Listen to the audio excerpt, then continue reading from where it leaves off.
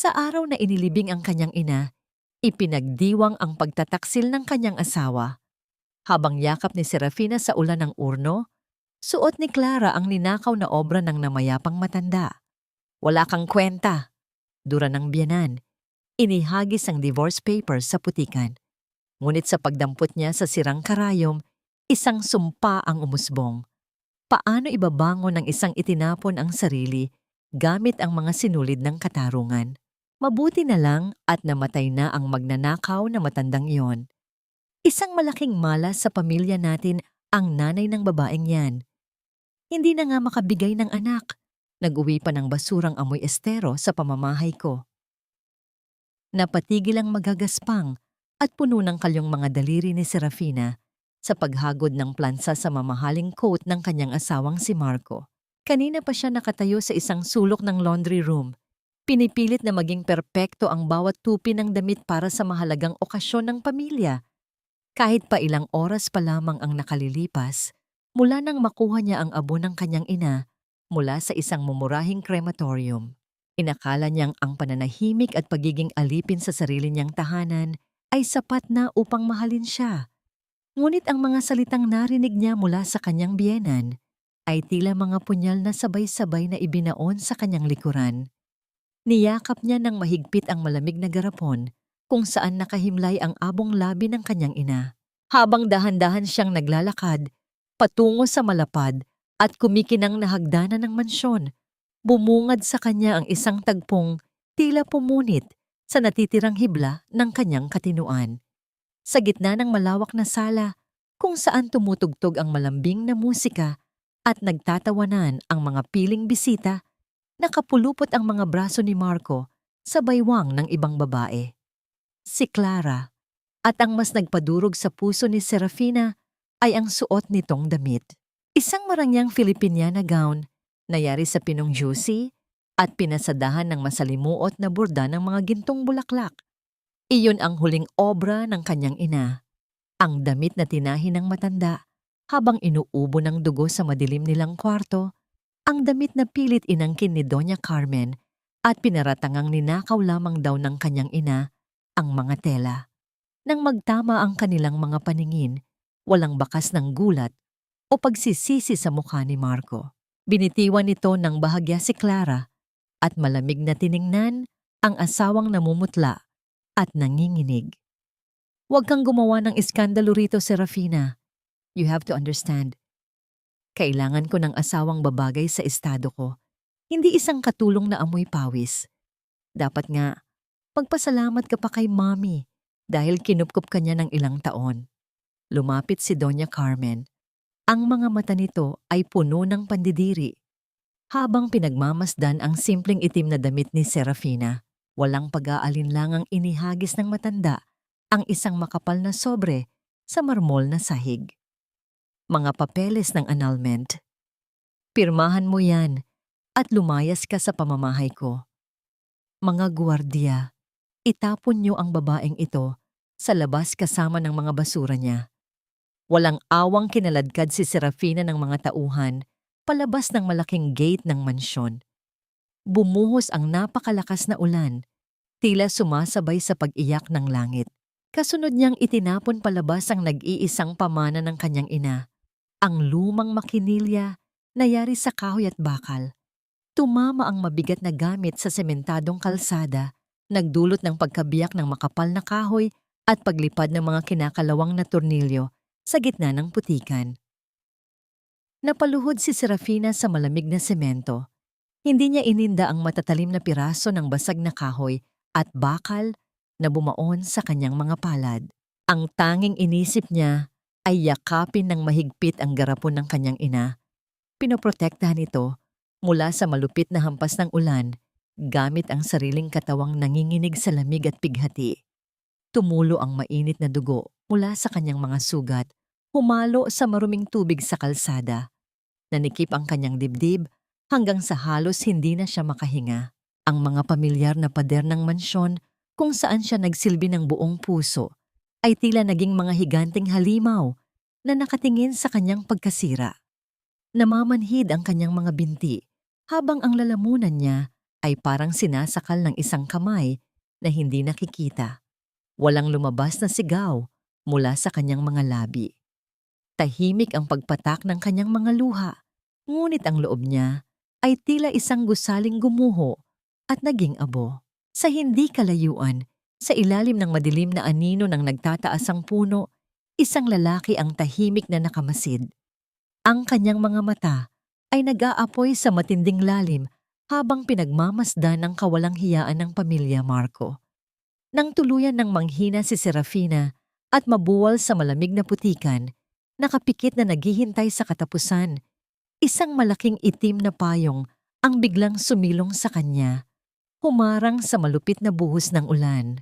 Dahan-dahang nag-angat ng paningin ang umiiyak na babae at nakita ang isang pares ng makintab na itim na sapatos na gawa sa balat. Isang patak ng ulan ang dahan-dahang dumausdos sa dulo ng sapatos na yon. Tama ba na ibigay ang buong buhay sa mga taong ang turing sa'yo ay isang basahan na madaling itapon kapag marumi na? Bakit ba kailangan mo pang magdusa ng ganito? Serafina, hindi ka naman masamang tao, pero bakit parang pinagkaitan ka ng langit ng kaunting kapayapaan?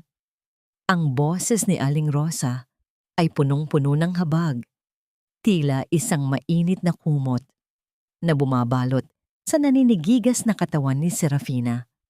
Sa loob ng maliit at barong-barong na dampa, sa gilid ng railes, ang amoy ng usok mula sa uling at ang matapang na halimuyak ng murang sabong panlaba ang tanging nagpapaalala kay Serafina na buhay pa siya. Nakahiga siya sa isang manipis na banig, ang kanyang balat ay mainit sa lagnat, habang ang kanyang puso naman ay parang isang pirasong yelo na ayaw ng matunaw. Naalala niya ang marangyang kwarto sa mansyon ni Marco, ang malalambot na una nayari sa balahibo ng gansa, at ang mga pabangong nagkakahalaga ng libo-libong piso. Ngunit sa lahat ng karangyaang iyon, pakiramdam niya ay isa lamang siyang anino na walang karapatang huminga ng malalim. Dito, sa ilalim ng tumutulong bubong na yero na gumagawa ng malungkot na ritmo sa tuwing tinatamaan ng patak ng ulan, naramdaman niya ang isang uri ng kalayaang may kasamang hapdi. Dahan-dahang iminulat ni Serafina ang kanyang mga mata. Ang unang bumungad sa kanya ay ang anyo ng kanyang makinilya na nakapatong sa isang lumang mesa sa sulok. Ang kahoy na base nito ay may malaking lamat at ang bakal na katawan ay nababalot na ng kaunting putik at kalawang. Ito na lamang ang natira sa kanya, ang huling piraso ng kaluluwa ng kanyang ina na hindi nakuha ng mga kuko ni Doña Carmen. Iniligtas iyan ng mga bata sa tambakan pagkaalis ng mga gwardya ni Marco. Paliwanag ni Aling Rosa habang maingat na pinupunasan ang noo ni Serafina ng basang bimpo. Muntik na itong mahulog sa kanal, pero mabuti na lang at mabigat ang bakal, kaya hindi agad natangay. Napahikbi si Serafina, isang tunog na nagmula sa kailaliman ng kanyang dibdib na tila isang sugat na muling bumuka. Pinilit niyang bumangon kahit nanginginig ang kanyang mga braso. Gumapang siya patungo sa makinilya. Ang kanyang mga daliri ay dahan-dahang humahaplos sa malamig at gasgas na bakal. Bawat galos sa gamit na yon ay tila sarili niyang mga sugat. Sira na ito, Aling Rosa. Bulong ni Serafina sa gitna ng pagtangis. Wala na akong silbi. Tulad ng makinang ito, itinapon na rin ako dahil wala na silang mapapala sa akin. Huwag mong sabihin yan, anak. Ang makinang yan, kahit kalawangin, ay may alaala ng pagmamahal ng nanay mo. At ikaw, Serafina, meron kang mga kamay na kayang magdugtong ng mga punit na pangarap. Kumuha si Aling Rosa ng isang maliit na bote ng langis ng niyog at isang lumang basahan. Tahimik silang dalawa habang dahan-dahang nililinis ang bawat bahagi ng makina. Ang bawat pahid ng basahan ay tila isang ritual ng paghilom. Sa gitna ng katahimikan, tanging ang malayo at mahinang ingay ng dumadaang tren ang nagpapaalala sa bilis ng mundo sa labas. Nang subukan ni Serafina na paikuti ng gulong ng makinilya, naramdaman niya ang isang matigas na bagay na humaharang sa ilalim ng kahoy na base nito. May kakaibang tunog na nagmula sa loob. Hindi tunog ng bakal na nagkikiskisan, kundi parang isang tuyong papel na naiipit. Kumunot ang noo ni Serafina. Maingat niyang binuhat ang mabigat na ulo ng makina upang masilip ang loob ng kahoy na lalagyan. Doon, sa isang lihim na siwang na sadyang ginawa sa ilalim ng mekanismo, ay may nakasingit na isang bagay na nakabalot sa lumang tela. Nanginginig ang mga kamay ni Serafina habang kinukuha ang balutan. Nang buksan niya ito, bumungad ang isang kwaderno na may pabalat na balat ng baka, luma at kupas na ang kulay dahil sa panahon. Sa unang pahina, nakasulat ang pamilyar na sulat kamay ng kanyang ina, mga letrang tila sumasayaw sa gitna ng mga mantsa ng luha at panahon. Ang bawat pahina ay naglalaman ng mga guhit na hindi pa nakikita ng buong mundo. Mga disenyong tila hiniram sa mga ulap, sa mga alon ng dagat, at sa mga bulaklak na tumutubo sa gitna ng parang. Ang bawat linyang iginuhit ng kanyang ina ay may kasamang mga nota tungkol sa mga lihim na paraan ng pagtatahi. Mga teknik na matagal nang nawala sa modernong panahon. Napatigil ang paghinga ni Serafina nang makita ang huling pahina. May nakadikit na isang maliit na piraso ng gintong sinulid. Kumikinang ito sa gitna ng madilim na silid, tila isang maliit na bituin na nagbibigay ng pag-asa. Ito ang dahilan kung bakit nila pinatay ang espiritu ni Ina. Bulong ni Serafina, ang kanyang tinig ay hindi na nanginginig sa takot, kundi nag-aapoy na sa isang bagong tuklas na katotohanan. Ninakaw nila ang kanyang mga gawa, pero hindi nila nakuha ang kanyang kaluluwa. Narito ang lahat, Aling Rosa. Narito ang susi. Sa labas, ang ulan ay unti-unti nang tumitila, ngunit ang hangin ay nananatiling malamig. Hindi na malaya ni Serafina na may isang pares ng mga mata na nakasilip sa siwang ng kanilang dingding na gawa sa pinagtagni-tagning plywood. Isang lalaking nakasuot ng itim na jacket ang dahan-dahang lumayo sa dampa. Bitbit ang isang balita na maaring magpabago muli sa tahimik na gabi ni Serafina. Sino ang nagpadala sa taong iyon? At sapat ba ang mga guhit sa kwadernong ito upang labanan ng isang higanting kumpanya na ang tanging layunin ay ibaon siya sa limot? Niyakap ni Serafina ang kwaderno sa kanyang dibdib, habang sa kanyang isipan ay nagsisimulang mabuo ang isang plano na kasing talim ng kanyang pinakamatalas na karayom. Ang gintong ito ay walang halaga kung ang puso ng nagbigay ay gawa sa bato. Mas mabuting itinda ang alaala ng isang pagkakamali upang makabili ng bukas na may dangal. Mariing tinitigan ni Serafina ang kanyang singsing sa kasal na nakalapag sa ibabaw ng maruming tela sa isang sanglaan sa kanto ng Divisoria.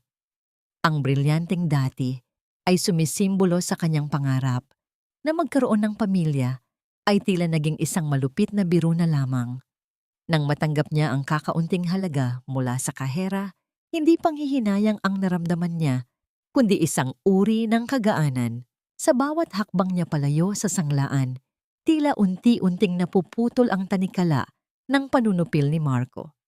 Dinala siya ng kanyang mga paa sa pinakasulok ng palengke, kung saan ang amoy ng luma at maamag na tela ay humahalo sa amoy ng tuyong isda at pawis ng mga namimili. Doon, sa tumpok ng mga retaso o mga labis na tela na itinuturing na basura ng malalaking patahian, nagsimulang maghanap si Serafina. Ang kanyang mga kamay, na dati ay tanging mga mamahaling seda lamang ang hinahawakan, ngayon ay buong ingat na humahaplos sa mga mumurahing koton at katsa. Sa loob ng 3 gabi, sa ilalim ng malamlam na liwanag ng isang gasera, sa dampa ni Aling Rosa, hindi binitiwan ni Serafina ang kanyang karayom. Ang ritmo ng pag-akyat at pagbaba ng karayom sa tela ay nagsilbing musika sa kanyang mga tainga, isang himig ng paglikha na bumubura sa mga masasakit na salita ng kanyang biyenan. Ginamit niya ang mga teknik na natutunan niya mula sa kwaderno ng kanyang ina, ang pagtatahing nakatago at ang simetriya ng luha. Pinagtagpi-tagpi niya ang mga retasong magkakaiba ang kulay at tekstura. Sa tingin ng iba, ito ay basahan lamang. Ngunit sa ilalim ng mga daliri ni Serafina, ang bawat piraso ay nagkaroon ng buhay. Ang bawat tahi ay tila isang panalangin para sa katarungan. Ang bawat buhol ng sinulid ay isang pangakong hindi na siya muling luluhod sa harap ng mga taong humamak sa kanya. Nang matapos ang damit, isa itong obra na hindi maipaliwanag. Isang patchwork na gown na tila isang bahaghari sa gitna ng kadiliman.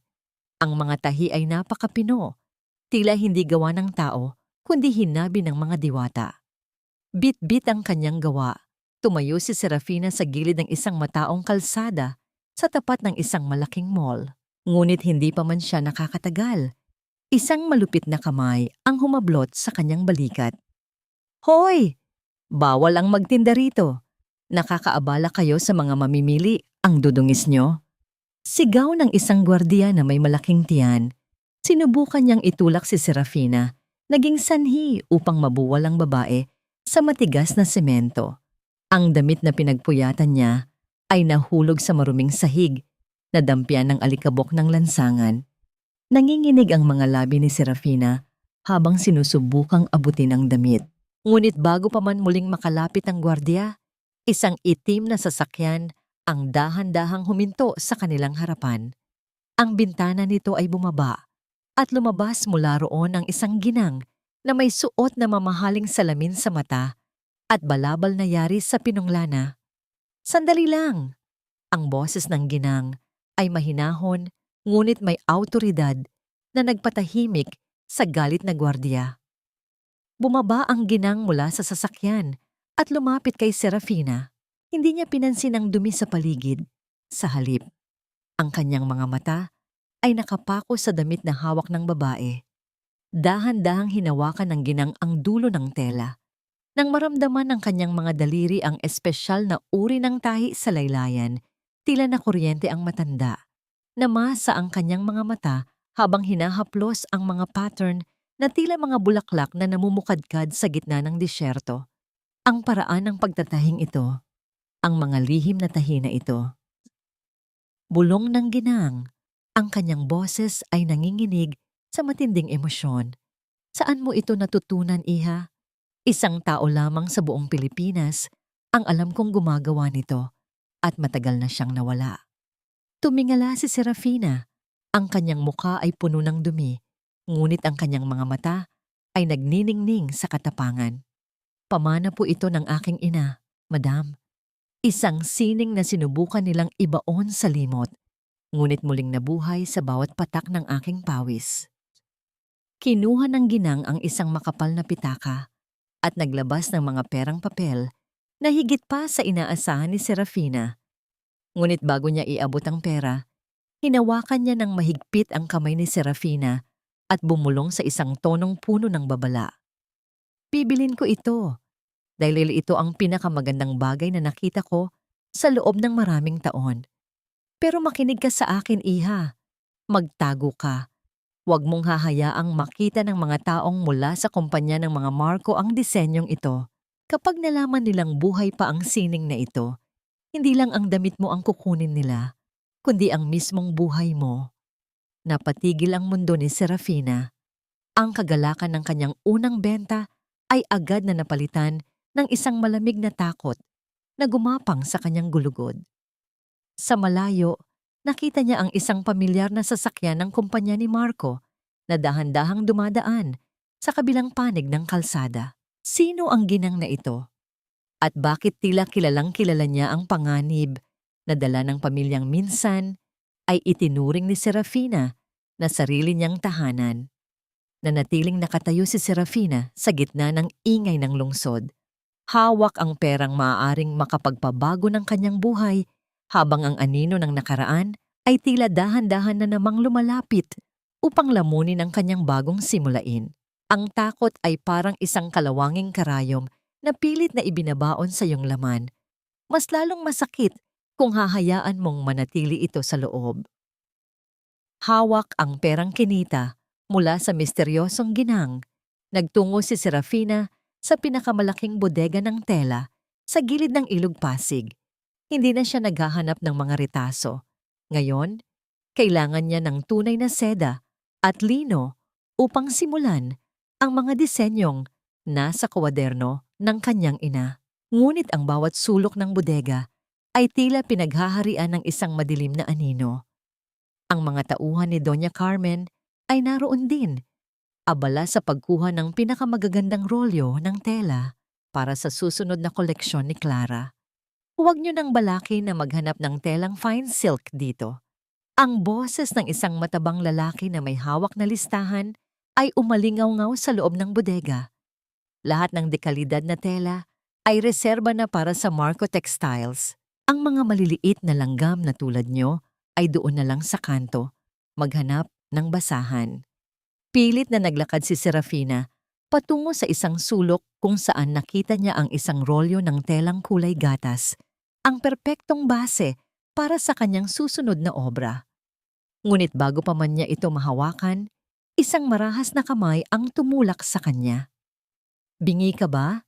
Sabi ng amin na ang lahat ng ito, ang tauhan ni Marco, ay ngumisi ng nakakaloko habang tinitingnan ang nanlilimahid na tsinelas ni Serafina.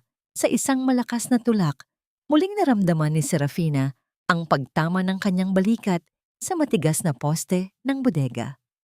Ang sakit ay gumuhit sa kanyang mga buto, ngunit ang mas masakit ay ang halakhak ng mga taong nakapaligid sa kanya. "Bitawan mo ang babaeng iyan." Ang boses ay hindi malakas, ngunit ito ay may bigat na tila isang dambuhalang bato na bumagsak sa gitna ng silid. Ang lahat ng ingay ay biglang napuputol. Isang lalaki ang lumabas mula sa anino ng mga nagtataasang tumpok ng tela. Ang kanyang ayos ay simple lamang, isang puting polo na nakatupi ang manggas hanggang siko. Ngunit ang paraan ng kanyang paglakad ay nagpapakita ng isang kapangyarihang hindi kailangang isigaw. Siya si Carlos, ang lalaking may mga matang tila nakakabasa ng lahat ng lihim ng iyong puso. "Sino ka ba para makialam rito?" Ang matabang tauhan ni Marco ay nagtangkang lumapit, ngunit agad na napaatras nang makita ang malamig at matalim na titig ng lalaki. "Ako ang may-ari ng lahat ng telang tinatapakan mo ngayon." Ang boses ni Carlos ay nanatiling kalmado, ngunit may talim na nagpatahimik sa buong bodega. "At sa aking lugar, ang mga taong walang galang sa mga kababaihan ay walang karapatang bumili kahit isang hibla ng sinulid. Umalis kayo rito bago ko patawagan ng inyong amo at sabihing kansilado na ang lahat ng kontrata nila sa akin."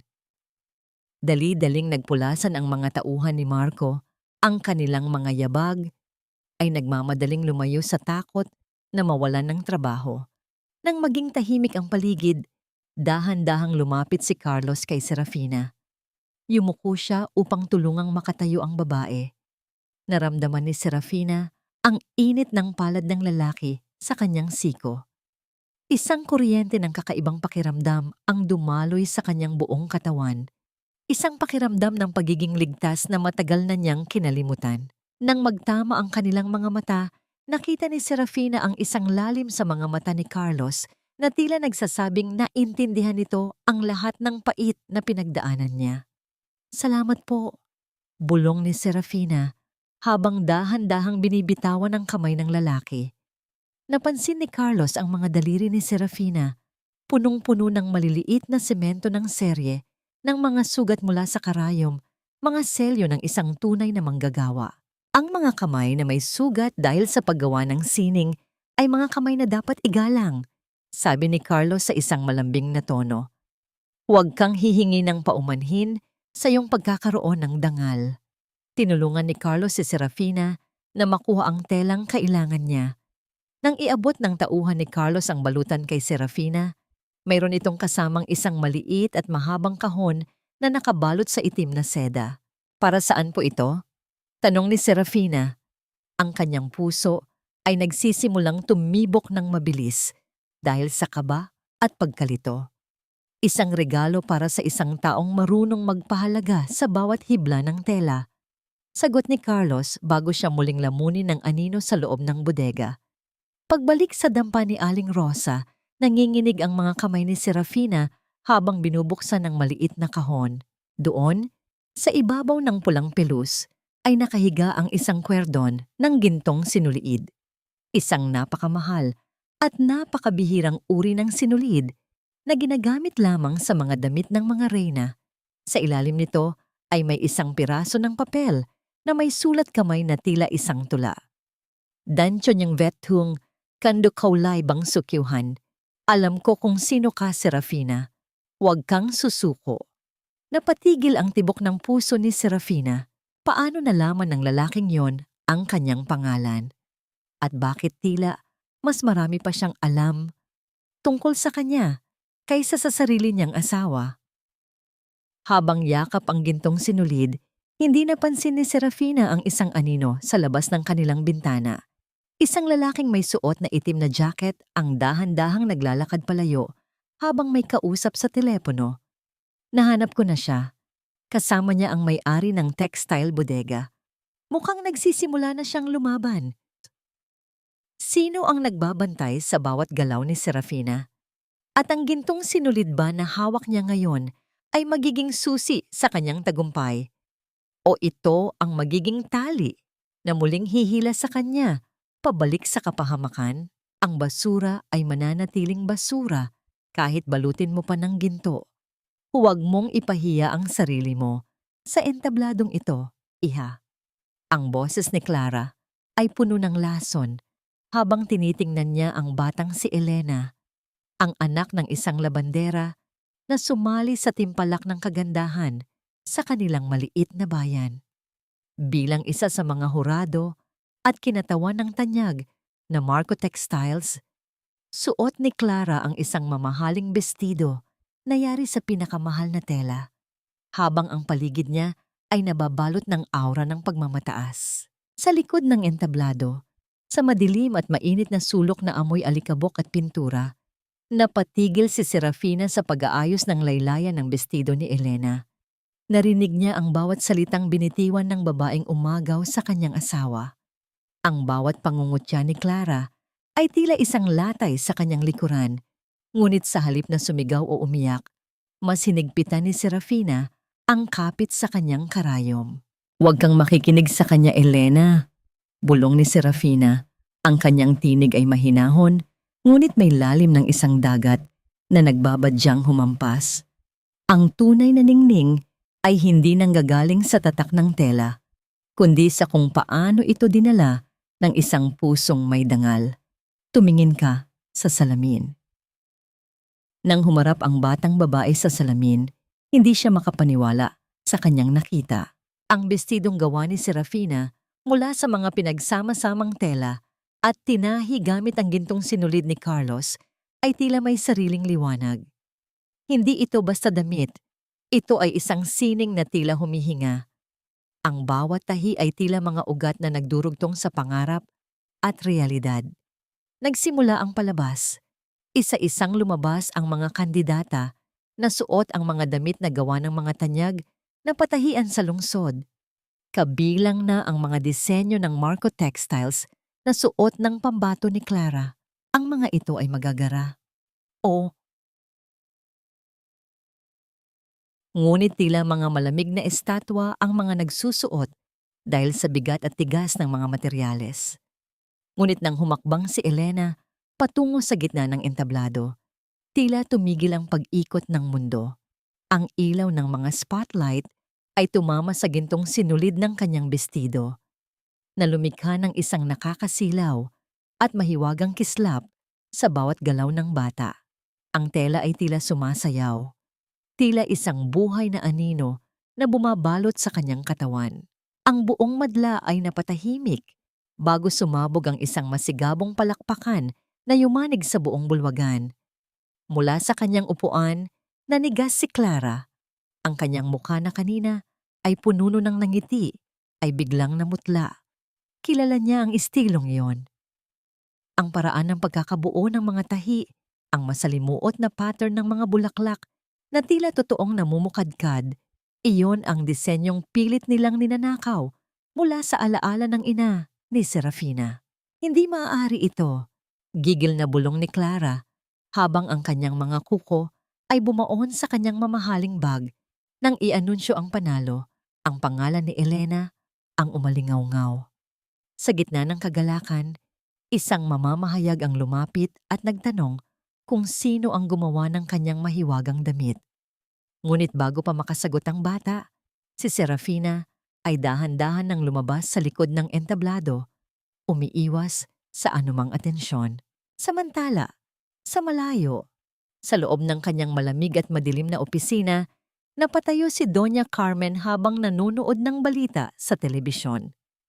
Ang kanyang kamay na may hawak na basong kristal ay nanginig nang makita ang close-up shot ng bestido ni Elena.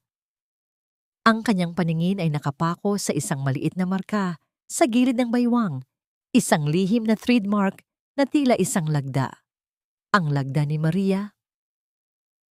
Ang boses ng matanda ay naging isang pabulong na galing sa hukay. Sa tindi ng galit at takot, nabitawan niya ang baso. Ang pagbasag ng kristal sa matigas na sahig ay tila isang babala ng paparating na unos. Buhay pa ang kanyang sining. Buhay pa ang babaeng yon. Sa maliit na dampa ni Aling Rosa, tahimik na nakaupo si Serafina sa harap ng kanyang makinilya. Ang pagod ay naroon, ngunit may isang uri ng tagumpay na unti-unting pumapawi sa kanyang pait. Kinuha niya ang kwerdo ng gintong sinulid at hinalikan ito ng bahagya. Naaalala ang init ng tingin ni Carlos, ngunit ang katahimikan ng gabi ay biglang nabasag ng tunog ng isang malakas na makina ng sasakyan. Isang mamahaling SUV ang huminto sa harap ng kanilang barong-barong. Ang liwanag ng headlight nito ay tumagos sa mga siwang ng kanilang dingding. Tila isang mapanghusgang mata. Dahan-dahang bumukas ang pinto ng sasakyan. Ang tunog ng mga sapatos na leather sa lupang may putik ay tila bawat tibok ng puso ni Serafina na puno ng kaba. Lumabas si Marco, ang kanyang dating asawa. Ang muka ay balot ng dilim at pagsisisi na may halong galit. Tumingin si Serafina sa bintana. Ang kanyang kamay ay mahigpit na nakakapit sa gunting na ginagamit niya sa pagtabas ng tela. Ano ang gagawin ni Marco ngayong alam na niyang ang babaeng itinapon niya sa putikan ay ang siyang nagtataglay ng kayamanang pilit nilang hinahanap? At handa na ba si Serafina na harapin ang lalaking minsan ay naging mundo niya, ngunit ngayon ay isa na lamang anino ng kanyang mapait na kahapon? Akala mo ba ay nakakaangat ka na sa amin dahil lang sa isang hamak na paligsahan sa probinsya? Huwag kang magmalinis, Serafina. Kahit anong gawin mong pagpapabango sa pangalan mo, galing ka pa rin sa putikan. Ang boses ni Marco ay tila isang malamig na hangin na pumasok sa loob ng maliit na dampa ni Aling Rosa, dala ang amoy ng mamahaling tabako at ang pait ng nakaraan. Nakatayo siya sa gitna ng silid, ang kanyang makintab na sapatos na leather ay unti-unting nababahiran ng dumi mula sa sahig na gawa sa kawayan. Tiningnan niya ang paligid nang may matinding pandidiri. Tila ba ang bawat hiningang kinukuha niya sa loob ng bahay na yon ay isang parusa. Napatayo si Serafina mula sa kanyang upuan sa harap ng makinilya. Nararamdaman niya ang panginginig ng kanyang mga tuhod, ngunit hindi siya pumayag na makita ito ng lalaking minsan ay naging sentro ng kanyang mundo. Ang kanyang kanang kamay ay dahan-dahang lumapit sa ibabaw ng mesa, kung saan nakalagay ang kanyang matalas na gunting sa pagtabas. Anong ginagawa mo rito, Marco? Ang tinig ni Serafina ay mahina, ngunit matatag. Tila isang tahi na maingat na hinigpitan. Wala na tayong dapat pag-usapan. Pinirmahan ko na ang lahat ng gusto nyo. Malaya na kayo. Ngumisi si Marco. Isang nangising walang bahid ng saya, kundi puno ng pagmamataas. Inilabas niya ang isang makapal na bundle ng pera mula sa kanyang coat at inilapag ito sa ibabaw ng mga telang pinaghirapan ni Serafina. Pinapapunta ka ni Mami sa mansyon, sabi ni Marco habang nilalaro ang kanyang gintong relo. Kailangan namin ang mga disenyo mo para sa susunod na koleksyon ng kumpanya. Huwag ka nang magpanggap na may dignidad pa, Serafina. Alam nating pareho na kailangan mo ang perang ito. Bumalik ka, maging ghost designer ka ni Clara, at babayaran kita ng higit pa sa kinikita mo sa pananahi ng mga basahang ito. Naramdaman ni Serafina ang isang matinding hapdi sa kanyang dibdib. Hindi ito hapdi ng pag-ibig, kundi ang hapdi ng isang sugat na pilit na binubuksan ng mga maruming daliri. Ginamit ni Marco ang tanging sandatang alam niyang tatalab sa isang taong galing sa hirap, ang pera at ang utang na loob. Nakakalimutan mo na ba ang lahat ng itinulong ng pamilya ko sa'yo? Pagpapatuloy ni Marco, ang kanyang boses ay naging malambing sa paraang nakakasuka. Noong wala kang makain, si Mami ang nagbukas ng pinto para sa'yo. Utang mo sa amin ang buhay mo. Isang pasasalamat lang ang hinihingi namin. Ang ibalik ang sining na dapat ay sa amin naman talaga. Ang sining na yon ay galing sa dugo at luha ng aking ina, Marco. Biglang sigaw ni Serafina. Ang kanyang boses ay bumasag sa katahimikan ng gabi. Hindi niyo ito pagmamay-ari at ang antin na sinasabi mo, binayaran ko na yon sa bawat gabi na naging alila ako sa sarili kong pamamahay habang ikaw ay nambababae. Sa tindi ng galit, hinablot ni Marco ang isang piraso ng mamahaling seda na nasa mesa at marahas itong pinunit. Ang tunog ng telang nahahati ay tila isang lamat sa katahimikan ng silid. Sumunod ay sinipa niya ang mga lalagyan ng sinulid, naging sanhi upang magkalat ang mga kulay sa maruming sahig. Walang saysay ang talino mo kung wala kaming gagamit nito, bulyaw ni Marco. Akmang lalapit pa siya upang saktan si Serafina nang biglang bumukas ang pinto ng dampa. Isang matangkad na anino ang humarang sa liwanag ng buwan. Si Carlos ay nakatayo roon. Ang kanyang mga kamao ay nakakuyom sa gilid ng kanyang katawan. Walang pasabi siyang humakbang papasok at tumayo sa pagitan ni Serafina at Marco. Ang mga taong kailangang manira ng gamit ng iba para lang makaramdam ng kapangyarihan ay mga taong mahihina. Ang boses ni Carlos ay parang kulog na nagbabadya ng bagyo. Sino ka ba? Sigaw ni Marco habang sinusubukang ayusin ang kanyang sarili. Huwag kang makialam dito, usapang pamilya ito. Wala nang pamilya rito, Marco. Sagot ni Carlos habang dinudukot ang kanyang telepono. At kung hindi ka aalis sa loob ng 10 segundo, ang susunod na tatawagan ko ay ang mga board member ng iyong kumpanya upang sabihin kung paano mo winawaldas ang oras mo sa pang-aabuso sa isang babaeng wala nang kinalaman sa iyo. Alam nating pareho na hindi magugustuhan ng mga investors mo ang ganitong uri ng iskandalo. Namutla si Marco. Ang takot na mawala ang kanyang posisyon ay mas matindi kaysa sa kanyang galit. Tumingin siya kay Serafina nang may matinding puot bago dahan-dahang lumabas. Ngunit bago siya tuluyang umalis, may binitiwan siyang salita na nagpabigat sa atmosfera. Hindi pa ito tapos sa Serafina. Sisiguraduhin kong sa susunod na pagkikita natin, ikaw mismo ang luluhod sa harap ko para humingi ng trabaho. Nang makaalis ang sasakyan ni Marco, naramdaman ni Serafina ang panghihina ng kanyang buong katawan.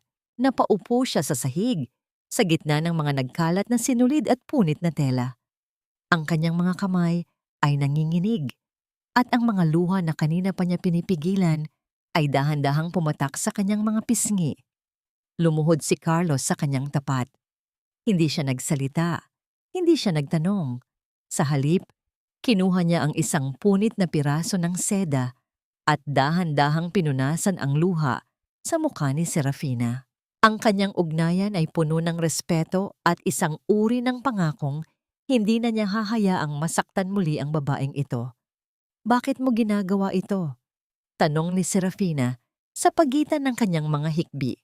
Bakit mo ako tinutulungan? Tumingin si Carlos ng diretso sa mga mata ni Serafina. Dahil ang mundong ito ay masyadong malupit sa mga taong may mabuting puso. At dahil ang mga disenyo mo, ang mga ito ang nagpapaalala sa akin na may kagandahan pa sa kabila ng lahat ng sakit. Sa kabila ng gulo sa loob ng dampa, isang sandali ng kapayapaan ang namagitan sa kanila. Ngunit sa labas, sa dilim ng gabi, isang pares ng mga mata ang patuloy na nagmamasid. Isang lihim na kaaway na hindi kailanman titigil hanggat hindi nakikita ang huling hininga ng dangal ni Serafina. Sapat ba ang proteksyon ni Carlos laban sa isang pamilyang handang pumatay para sa kanilang reputasyon? At hanggang kailan kayang tiisin ni Serafina ang bigat ng mga tanikala ng nakaraan? Minsan, mas mahirap tanggapin ang isang tasang mainit na kape kaysa sa isang sampal dahil ang pagmamahal ay nagpapaalala sa'yo kung gaano kakatagal naging mag-isa.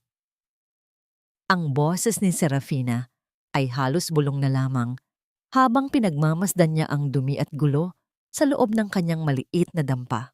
Ang bawat sinulid na nagkalat sa sahig ay tila mga himaymay ng kanyang puso na muling pinunit ni Marco. Ngunit sa gitna ng kadilimang yon, ang presensya ni Carlos ay tila isang malumanay na apoy na nagbibigay ng init sa gabing puno ng panginginig. Hindi umalis si Carlos. Sa kabila ng kanyang marangyang ayos, hindi siya nagatubiling lumuhod sa maruming sahig upang isa-isang pulutin ang mga nagkalat na butones at karayom.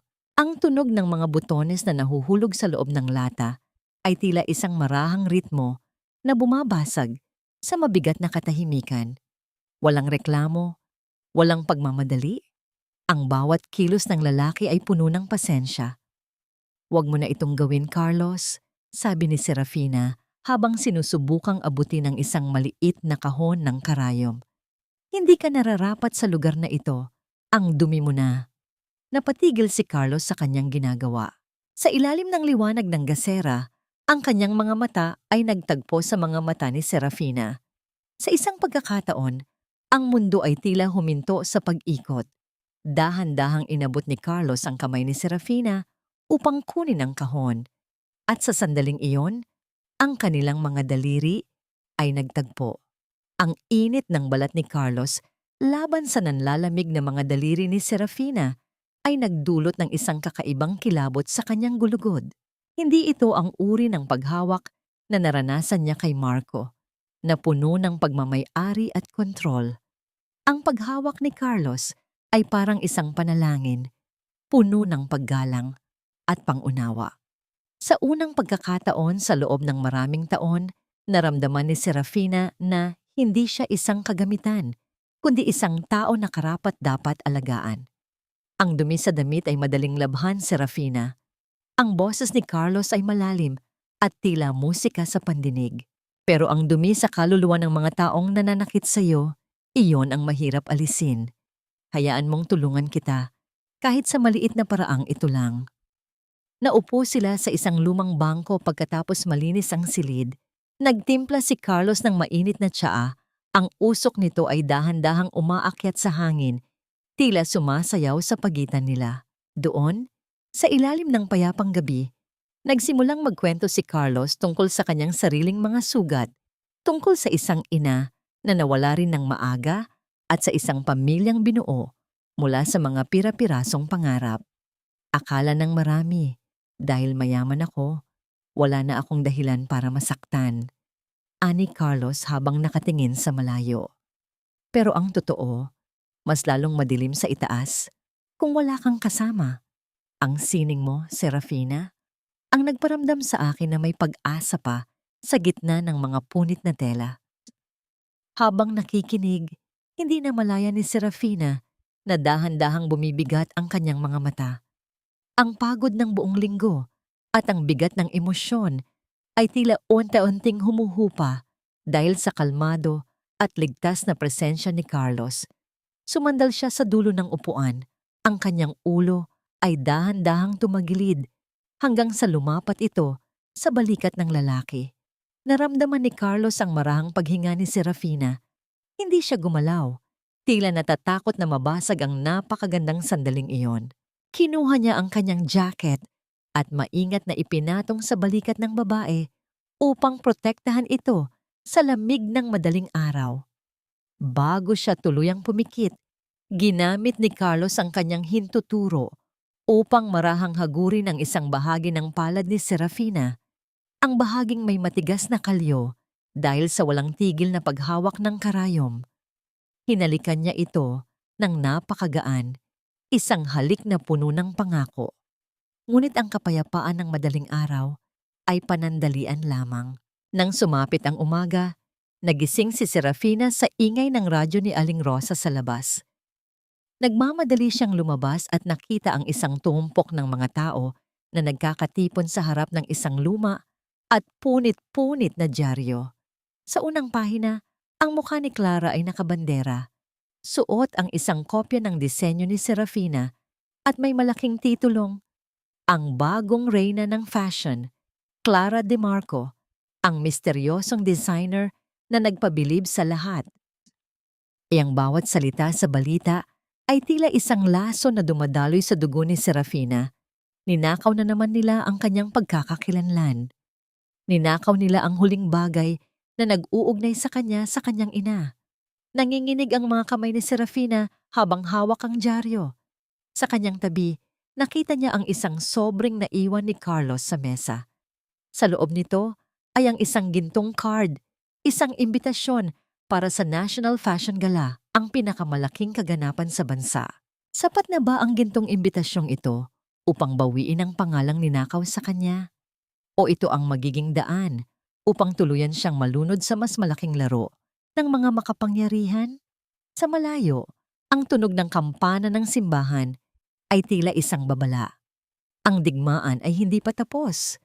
At sa pagkakataong ito, hindi na lamang tela at sinulid ang nakataya, kundi ang mismong kaluluwa ni Serafina. Ang katotohanan ay parang telang puti. Kahit anong dumi ang itapon mo, lulutang at lulutang ang tunay nitong kulay.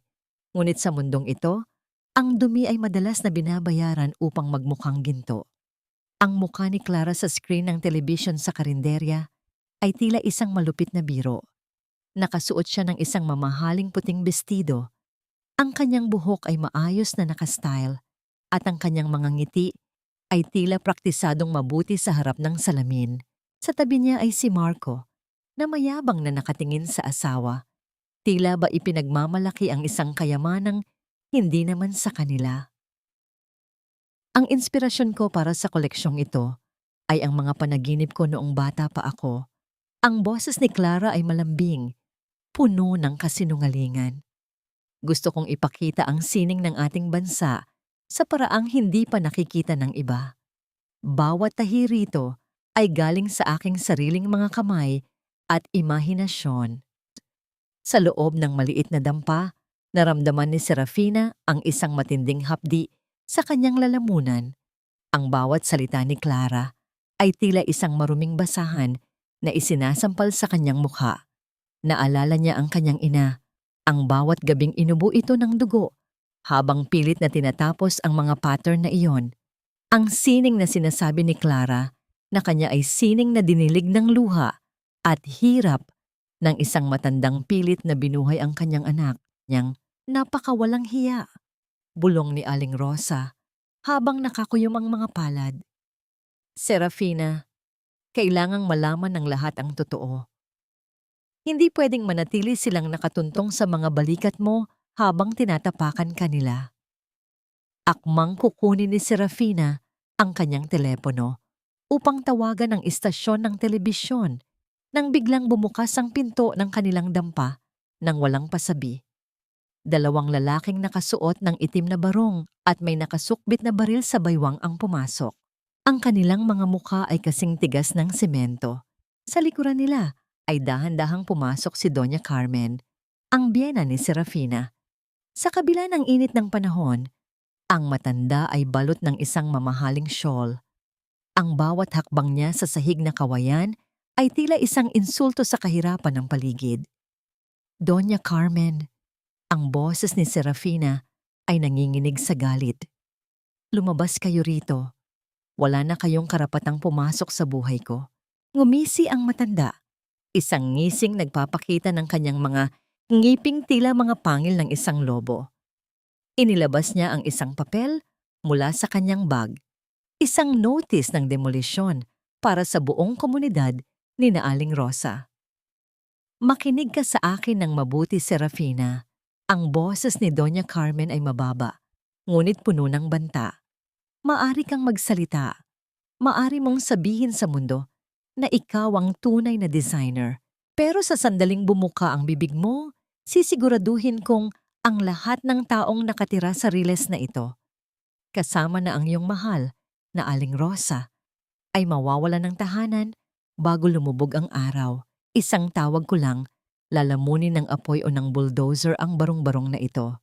Napasinghap si Aling Rosa at napahawak sa kanyang dibdib. Tumingin si Serafina sa kanyang paligid, sa mga batang naglalaro sa labas, sa mga matandang umaasa sa maliit na silong na ito.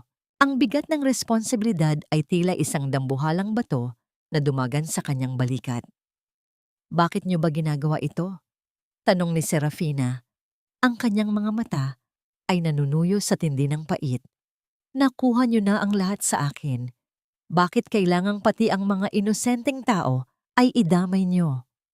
Dahil ang pangalang Marco ay hindi pwedeng mabahira ng dumi ng isang katulad mo, sagot ni Doña Carmen habang inaayos ang kanyang alahas. Tanggapin mo na ang kapalaran mo, Serafina. Ipinanganak kang walang pangalan at mamamatay kang walang pangalan. Iyan ang batas ng mundo. Nang makaalis ang matanda, ang katahimikan sa dampa ay tila isang libingan. Hindi makatingin si Aling Rosa kay Serafina habang ang huli ay nakatayo lamang sa gitna ng silid. Ang kanyang mga kamay ay nakakuyom hanggang sa bumaon ang kanyang mga kuko sa sariling palad. Kinuha ni Serafina ang dyaryo kung saan nakaprinta ang mukha ni Clara. Sa halip na umiyak, dahan-dahan niyang kinuha ang kanyang malaking gunting sa pagtabas. Ang bawat gupit niya sa dyaryo ay tila isang rito ng paglilinis. Hindi niya ginupit ang mukha ni Clara. Ginupit niya ang paligid nito upang gawing mga pattern para sa isang bagong disenyo. Ang bawat piraso ng balita ay naging rito ng kanyang paghihiganti. Kung hindi siya pwedeng magsalita gamit ang bibig, magsasalita siya gamit ang kanyang karayom. Sa gitna ng kanyang paggawa, muling naramdaman ni Serafina ang gintong card sa kanyang bulsa, ang imbitasyon sa National Fashion Gala na ibinigay ni Carlos. Ang card na yon ay hindi lamang basta papel. Ito ay isang sandata. Huwag kang mag-alala, Aling Rosa, bulong ni Serafina habang ang kanyang mga mata ay nag-aapoy sa isang bagong uri ng determinasyon. Hindi ako magsasalita ngayon, pero sisiguraduhin kong sa gabi ng gala, ang sining ko mismo ang sisigaw ng katotohanan. Ngunit may isang bagay na hindi alam ni Serafina. Sa labas, ang lalaking nagmamasid sa kanya ay may hawak ding kaparehong imbitasyon. At sa loob ng mansyon ng mga Marco, isang lihim na plano ang inihahanda upang siguraduhin na hinding-hindi makakarating si Serafina sa gabing yon ng buhay. Sapat ba ang gintong sinulid ni Carlos upang protektahan si Serafina mula sa mga kuko ng mga taong handang sumunog ng isang buong komunidad para lamang sa kanilang reputasyon? Hindi ang ganda ng damit ang kukuha sa inyong hininga, kundi ang bigat ng katotohanang nakatahi sa bawat hibla nito. Sa gabing ito, hindi lang ako basta mananahi. Ako ang magiging hukom ng sarili kong tadhana. Ipinako ni Serafina ang huling piraso ng pattern sa tela. Ang kanyang mga mata ay nanunuyo sa puyat ngunit nag-aapoy sa determinasyon. Sa loob ng 3 araw, naging bilanggo siya ng sarili niyang pangarap. Nakakandado ang pinto ng dampa. Ang mga bintana ay nababalot ng makapal na kurtina upang walang sino mang makasilip sa lihim na isinisilang sa loob ng silid. Ang bawat pagtapak niya sa pedal ng makinilya ay tila isang hakbang patungo sa gitna ng digmaan. Ang marahang ritmo ng bakal na nagtatagpo ay nagsisilbing martsa ng kanyang puso. Sa bawat tusok ng karayom, naaalala niya ang bawat sampal ni Doña Carmen, bawat pagtalikod ni Marco, at ang huling hininga ng kanyang ina sa gitna ng kahirapan. Ang telang hawak niya ay hindi na lamang basta seda. Ito ay naging balat ng kanyang mga alaala. At ang gintong sinulid mula kay Carlos, ang nagsisilbing dugong nagbibigay buhay dito. Serafina, kailangan mong kumain.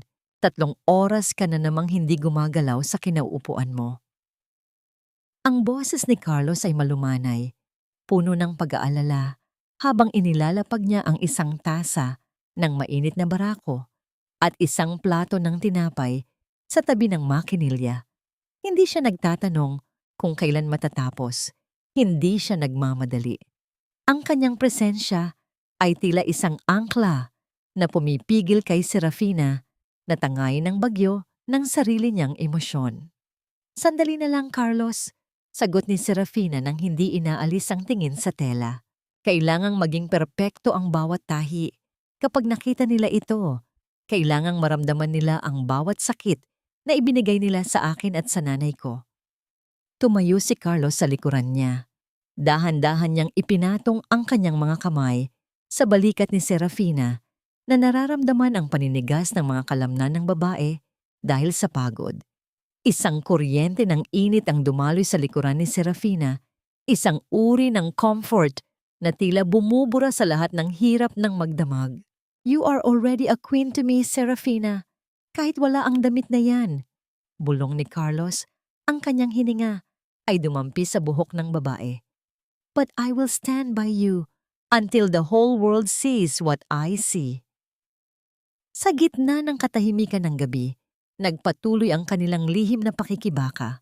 Si Carlos ang nag-aayos ng mga sinulid, si Carlos ang nagpupunas ng pawis sa noo ni Serafina, at si Carlos ang nagpapaalala sa kanya na sa kabila ng dumi ng mundo, may mga kamay pang marunong humawak ng may paggalang. Nang sumapit ang madaling araw ng ikatlong araw, binitiwan ni Serafina ang kanyang karayom. Ang obra ay tapos na. Isang bestido na tila hinabi mula sa sinag ng buwan at dinilig ng purong ginto. Ang disenyo ay masalimuot, puno ng mga lihim na tahi na tila mga bulaklak na tumutubo sa gitna ng mga tinik. Ito ang obra ng katarungan. Sa sobrang pagod, hindi na nagawang lumakad ni Serafina patungo sa banig. Unti-unti siyang nawalan ng lakas at dahan-dahang nabuwal. Ngunit bago pa man siya tumama sa sahig, sinalo siya ng mga bisig ni Carlos. I've got you! Bulong ni Carlos. Binuhat niya si Serafina ng buong ingat. Tila ba hawak niya ang pinakamahalagang kayamanan sa mundo. Inihiga niya ito sa banig at maingat na inayos ang kumot. Bago siya lumabas upang magbantay sa pinto, yumuko si Carlos at marahang hinalikan ng noo ni Serafina. Matulog ka na, aking mahal. Bukas, magugulat ang mundo. Ngunit sa labas ng dampa, sa kabilang bahagi ng riles, isang anino ang dahan-dahang gumagalaw. Isang lalaking may hawak na bakal na crowbar ang maingat na lumalapit sa likurang bintana ng dampa. Ang mga mata nito ay puno ng puot, ang parehong puot na nagmula sa mansyon ng mga Marco. Nang sumikat ang unang sikat ng araw, nagising si Serafina sa isang kakaibang pakiramdam. Malamig ang hangin sa loob ng silid. Mabilis siyang napabangon at tumingin sa glass case na pansamantala niyang ginawa para sa kanyang obra. Ang salamin ay basag. Ang loob ng case ay wala ng laman, kundi ang ilang hibla ng gintong sinulid na naiwan sa sahig. Ang bestidong pinagbuwisan niya ng buhay at luha ay naglaho ng walang bakas, tila isang panaginip na ninakaw ng dilim. Carlos! Carlos! Ang sigaw ni Serafina ay puno ng matinding pighati, isang tinig na yumanig sa buong komunidad ng Riles. Saan napunta ang kanyang huling pag-asa? At paano niya haharapin ang gabing dapat ay magiging tagumpay niya kung ang tanging sandata niya ay kinuha na ng kanyang mga kaaway? Bakit kahit ang huling hibla ng aking pag-asa ay kailangang nakawin ng mundong ito? Hindi ba sapat ang lahat ng luha na ibinuhos ko sa bawat tahi ng telang iyon? Ang boses ni Serafina ay tila isang sugat na pilit ibinubuka, puno ng pait at matinding pighati habang nakatitig sa basag na salamin ng lalagyan. Ang bawat piraso ng kristal sa sahig ay tila sumasalamin sa kanyang sariling pagkatao, durog, kalat at wala ng halaga. Ang silid na kanina lang ay puno ng pangarap ay naging isang malamig na libingan ng kanyang mga pinaghirapan. Mabilis na pumasok si Carlos sa loob. Ang kanyang mukha ay balot ng matinding pag-aalala. Hindi niya pinansin ang panganib ng mga bubog. Agad siyang lumapit kay Serafina at hinawakan ang nanginginig nitong mga balikat. Ramdam niya ang bawat pintig ng takot sa katawan ng babae. Hindi tayo susuko, Serafina. Makinig ka sa akin.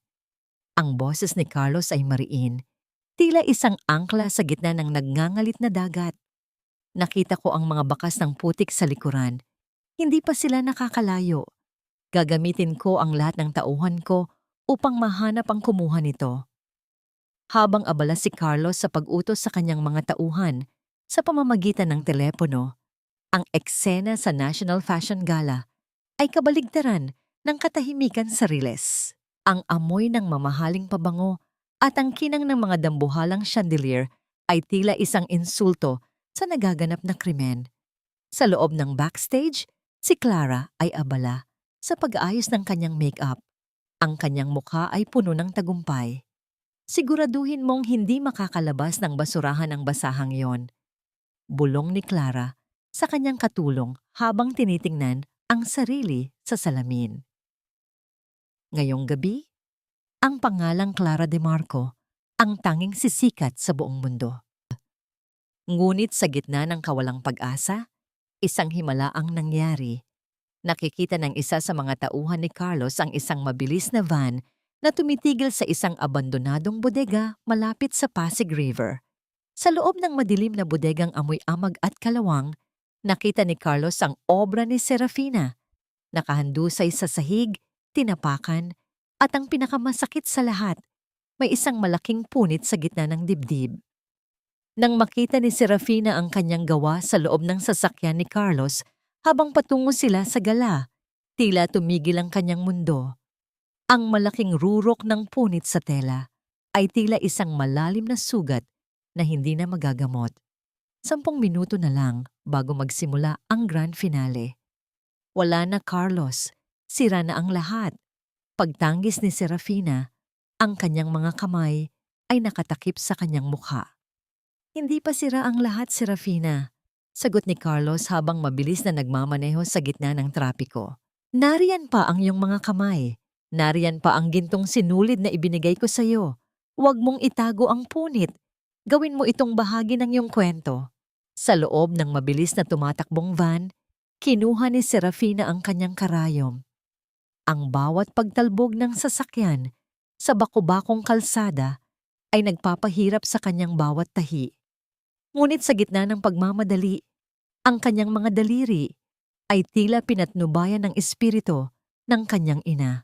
Hindi niya ginamit ang telang katulad ng kulay ng bestido upang itago ang sira. Sa halip, kinuha niya ang gintong sinulid. Tinahi niya ang punit sa paraang tila isang sumasabog na liwanag, isang disenyo ng bagong umaga na sumisibol mula sa isang madilim na sugat. Ang bawat tahi ay mabilis, perpekto at puno ng damdamin. Ang pagod at puyat ay naglaho, napalitan ng isang uri ng adrenaline na tanging diyang mga taong wala nang mawawala ang nakakaranas. Nang makarating sila sa venue, ang musika ay nagsisimula na. Ang boses ng MC ay umalingaw-ngaw sa buong bulwagan. Tinatawag si Clara bilang ang reyna ng makabagong sining. Handa ka na ba? Tanong ni Carlos. Ang kanyang kamay ay mahigpit na humawak sa kamay ni Serafina sa huling pagkakataon bago ito bumaba ng sasakyan. Handa na akong bawiin ang lahat ng kinuha nila sa akin. Sagot ni Serafina, ang kanyang tinig ay malamig at puno ng awtoridad. Lumakad siya patungo sa pintuan ng malaking auditorium. Suot niya ang kanyang obra, ang bestidong may gintong sugat. Ang bawat hakbang niya sa carpeted na sahig ay tila bawat tibok ng puso ng isang mandirigmang pabalik mula sa kamatayan. Nang marating niya ang 2 malaking pinto ng hall, huminga siya ng malalim. Sa isang malakas na pagtulak, bumukas ang mga pinto. Ang tunog ng mga kahoy na bumabangga sa pader ay yumanig sa buong paligid, kasabay ng pagtama ng lahat ng spotlight sa pintuan. Napatigil ang musika, napatigil ang lahat ng tao. Si Clara, na nasa gitna na ng entablado, ay napaatras nang makita ang anyong tila isang Diyos ang galing sa putikan, ngunit nababalot ng purong ginto. Ano ang gagawin ni Serafina sa harap ng libo-libong tao? Mayroon ba siyang sapat na lakas upang harapin ang pamilyang pilit siyang winasak? O ito ang magiging huling pagkakataon na makikita siya ng mundong minsan ay lumait sa kanya. Hindi ang kinang ng mga hiyas ang nagbibigay ng halaga sa isang sining, kundi ang katotohanang nakatago sa likod ng bawat tahi. Ngayong gabi, ang sining na ninakaw nyo ay sisigaw upang bawiin ang dangal na inyong niyurakan. Ang boses ni Serafina ay umalingaw-ngaw sa buong bulwagan, tila isang banal na trumpeta na nagpatigil sa tibok ng puso ng bawat panauhin. Habang naglalakad siya sa gitna ng mahabang pasilyo, ang bawat spotlight ay tila kusang humihiwalay kay Clara upang sundan ang bawat hakbang ng babaeng tila galing sa isang panaginip.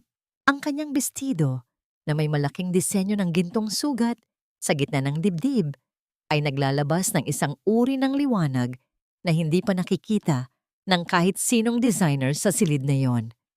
Ang mga gintong sinulid ay tila mga buhay na ugat na kumikinang sa bawat galaw ni Serafina. Sa ibabaw ng entablado, napabitaw si Clara sa kanyang hawak na tropeo. Ang kanyang mga labi ay nanginginig at ang kanyang mga mata ay nanlalaki sa matinding takot at inggit. Hindi siya makapaniwala na ang babaeng itinapon nila sa putikan ay nakatayo ngayon sa harap niya. Suot ang isang obrang mas lalong gumanda dahil sa pinsalang ginawa ng kanyang mga tauhan. Anong ginagawa ng basurang ito rito? Sigaw ni Doña Carmen mula sa harapan. Ang kanyang boses ay puno ng pagkapahiya habang nararamdaman ang mga mata ng mga elitistang panauhin na nakatingin sa kanya. Mga gwardya, paalisin ang babaeng yan. Isang impostora ang babaeng yan. Ngunit bago pa man makalapit ang mga gwardya, itinaas ni Serafina ang kanyang kamay. Isang senyales na puno ng awtoridad na nagpatahimik sa buong paligid. Ang kanyang mukha ay kasing tigas ng marmol, walang bakas ng takot o pag-aalinlangan. Impostora, ang boses ni Serafina ay naging isang malamig na tawa na tila humihiwa sa hangin. Clara, kung tunay na ikaw ang nagdisenyo ng bestidong suot ng iyong modelo sa entablado, bakit hindi mo ipakita sa kanila ang lihim na tahi sa loob ng laylayan? Bakit hindi mo sabihin sa kanila kung ano ang nakasulat sa likod ng bawat pattern na ninakaw niyo mula sa aking ina? Namutla si Clara. Lumingon siya kay Marco na ngayon ay pawis na pawis at hindi alam ang gagawin. Ang lahat ng mga mamamahayag ay nagsimulang magbulungan at ang tunog ng sunod-sunod na pagkuha ng retrato ay tila mga kidlat na tumatama sa mukha ng mga Marco. Dahan-dahang lumapit si Serafina sa modelo ni Clara na nasa entablado. Sa harap ng lahat, hinawakan niya ang dulo ng tela at pabaliktad itong itinaas upang ipakita ang matrong ng damit. Doon, sa ilalim ng pinong seda, ay may isang masalimuot na borda na hindi mapapansin kung hindi susuriin ng mabuti. Ang mga letra ay yari sa pinong-pinong sinulid na bumubuo sa mga salitang, "Para kay Serafina, ang aking gintong anak. Ang sining na ito ay sayo lamang." Isang malakas na pagsinghap ang nagmula sa mga panauhin. Ang katotohanan ay lalong naging malinaw kaysa sa liwanag ng mga chandelier. Ang pamilyang Marco, ang tinitingalang haligi ng fashion industry, ay napatunayang mga magnanakaw sa harap ng buong bansa. Ninakaw niyo ang gawa ng isang matandang naghihingalo. Ang tinig ni Serafina ay nanginginig na sa matinding emosyon. Ang kanyang mga mata ay nagsisimulang manubig ngunit nanatiling nakatitig ng matalim kay Doña Carmen. Itinapon niyo ako na parang basura pagkatapos niyong makuha ang gusto niyo. Pero nakalimutan niyo ang isang bagay. Ang sining ay hindi namamatay basta't may pusong marunong magmahal dito. Sa gitna ng kaguluhan, tumayo ang pinuno ng National Fashion Association, ang ginang na nakilala ni Serafina sa kalsada. Ang kanyang presensya ay nagpatahimik sa lahat. Sa gabing ito, binabawi ng asosasyon ang lahat ng parangal na ibinigay sa Marco Textiles. Ang deklarasyon ng ginang ay tila isang hatol ng kamatayan para sa kumpanya ni na Marco. At kinikilala namin si Serafina bilang ang tunay at nag-iisang reyna ng gabing ito. Isang masigabong palakpakan ang yumanig sa bulwagan. Isang palakpakang hindi para sa pera o kapangyarihan, kundi para sa katarungan. Sa isang sulok, nakita ni Serafina si Carlos na dahan-dahang tumatango sa kanya. Ang mga mata nito ay puno ng pagmamalaki at pag-ibig. Ngunit ang tagumpay ay may kasamang pait. Habang ang lahat ay nagbubuni, biglang binitawan ni Doña Carmen ang kanyang bag at napahawak sa kanyang dibdib. Ang kanyang mukha ay naging kulay abo at ang kanyang mga mata ay tila lalabas sa kanilang mga lalagyan. Sa isang iglap, bumagsak ang matanda sa sahig. Ang kanyang katawan ay nanginginig habang sinusubukang huminga. "Mami!" Ang sigaw ni Marco ay puno ng desperasyon habang lumalapit sa kanyang ina. Ngunit walang sino mang panauhin ang nagtangkang tumulong. Ang lahat ay nakatingin lamang sa kanila nang may halong pandidiri at awa. Nakatayo lamang si Serafina sa gitna ng entablado, pinagmamasdan ng pagbagsak ng kumpanya at ng pamilyang nagpahirap sa kanya. Ang kanyang gintong sugat ay kumikinang pa rin, tila isang paalala na ang bawat sakit ay may katumbas na pagbabayad puri. Ngayong nakuha na niya ang katarungan, sapat na ba ito upang punan ang puwang sa kanyang puso? O ang pagbagsak ng mga Marco ang magiging simula ng isang mas malalim na digmaang hindi niya inaasahan? Sa gitna ng flash ng mga kamera, isang mahiwagang lalaki sa likuran ang dahan-dahang tumalikod. May hawak na dokumento na nagsasabing ang lahat ng ari-arian ng mga Marco ay maaari nang kuhanin sa loob ng 24 na oras. Ang karma ay hindi laging dumarating na may kasamang ingay. Madalas, ito ay isang tahimik na pagbawi sa lahat ng bagay na inakala mong sayo habang buhay. Sa huli, ang telang hinabi mo mula sa kasinungalingan ay ang siyang lulunod sa iyo sa sarili mong kahihiyan. Ang paligid ng pampublikong ospital ay amoy gamot at kawalang pag-asa. Malayo sa bango ng mga mamahaling bulaklak sa National Fashion Gala. Nakatayo si Serafina sa tapat ng isang lumang kama, pinagmamasdan ng babaeng dating kinatatakutan niya ng higit sa lahat. Si Doña Carmen, ang reyna ng mansyon, ay nakahiga ngayon sa ilalim ng kupas at butas-butas na kumot. Ang kanyang mukha ay tila isang lanta at tuyot na dahon. Wala na ang kinang ng kanyang mga alahas at ang talas ng kanyang mga mata. Isang linggo na ang nakalilipas mula nang gumuho ang imperyo ng mga Marco. Ang balita ng kanilang pandaraya ay kumalat na parang apoy sa buong bansa. Binawi ng mga investors ang kanilang puhunan, kinumpiska ng bangko ang mansyon at isa-isang nagsisuko ang kanilang mga tauhan. Ngayon, ang tanging natira kay Doña Carmen ay ang kanyang sakit at ang isang maliit na bag na naglalaman ng mga dokumentong wala ng halaga. "Serafina," ang boses ng matanda ay halos hindi marinig. Tila isang mahinang kaluskos ng tuyong papel. "Anak, tulungan mo ako. Alam kong mabuti ang puso mo. Hindi mo kayang makita ang biyenan mo na nagdurusa ng ganito, di ba? Kahit kaunting pera lang para sa operasyon ko?" Napatigil si Serafina. Naramdaman niya ang isang pamilyar na pait sa kanyang lalamunan. Ginamit na naman ni Doña Carmen ang salitang anak at ang mabuting puso. Ang mga parehong salitang ginamit nito noon upang gawin siyang alipin sa sarili niyang tahanan.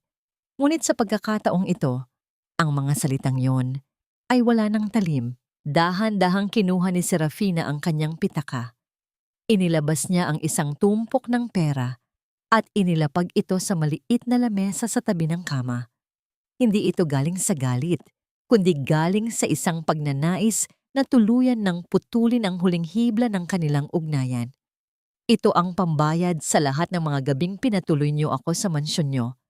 Ang boses ni Serafina ay kalmado, tila isang malalim at tahimik na ilog.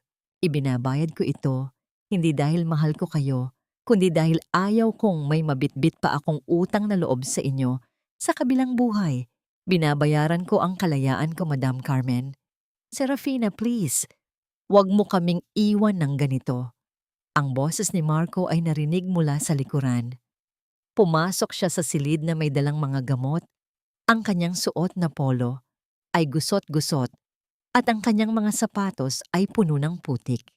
Wala na ang mapagmataas na Marco na nanggigipit sa kanya sa riles. Nakaalis na si Clara.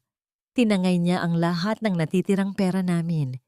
Ikaw na lang ang pag-asa namin. Tiningnan ni Serafina si Marco nang may matinding awa. Hindi dahil sa mahal pa niya ito, kundi dahil sa kawalan ng dignidad ng lalaking minsan niyang minahal. Ang pag-ibig na dati ay parang isang malaking apoy, ay naging isang malamig na abo na lamang. Marco, ang pag-asa ay hindi hinihingi sa ibang tao. Ito ay tinatahi gamit ang sariling mga kamay, sagot ni Serafina habang dahan-dahang tumatalikod. Ibinigay ko na sa inyo ang lahat ng kaya kong ibigay. Ang natitira sa akin ay para na sa sarili ko at para sa alaala ng aking ina. Habang naglalakad palabas ng ospital, naramdaman ni Serafina ang sariwang hangin sa kanyang mukha. Ang bawat hakbang niya ay tila mas magaan. Tila ba ang mabigat na sako ng nakaraan ay tuluyan ng nalaglag mula sa kanyang mga balikat. Sa labas ng gate, nakita niya ang sasakyan ni Carlos. Nakasandal ang lalaki sa pinto ng sasakyan, tahimik na naghihintay habang nakatingin sa papalubog na araw.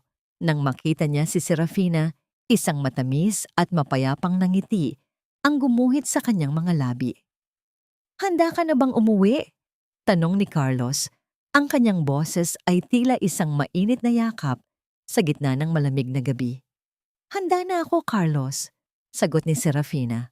Ngunit bago siya pumasok sa sasakyan, lumingon siya sa huling pagkakataon sa gusali ng ospital. Nakita niya sa malayo ang anyo ni Marco na nakatayo sa bintana, tila isang bilanggo ng kanyang sariling mga pagkakamali. Doon niya na-realize na ang tunay na katarungan ay hindi ang makita ang kaaway na nagdurusa, kundi ang makitang wala na silang anumang kapangyarihan sa iyong damdamin. Sumakay si Serafina sa sasakyan at sa gitna ng biyahe, dahan-dahang hinawakan ni Carlos ang kanyang kamay. Hindi kailangan ng maraming salita.